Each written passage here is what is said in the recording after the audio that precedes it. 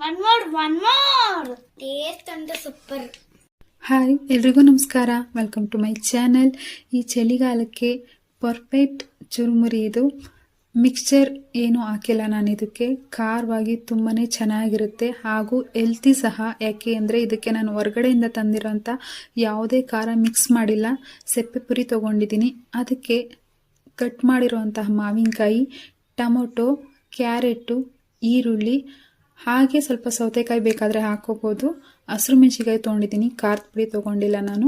ಅದಕ್ಕೆ ಟೇಸ್ಟಿಗೆ ತಕ್ಕನಾಗೆ ಉಪ್ಪು ಮತ್ತು ಹುರಿದಿರೋ ಅಂಥ ಕಡಲೆಬೀಜ ಜಾಸ್ತಿ ಹಾಕಿದಷ್ಟು ಟೇಸ್ಟ್ ತುಂಬಾ ಚೆನ್ನಾಗಿರುತ್ತೆ.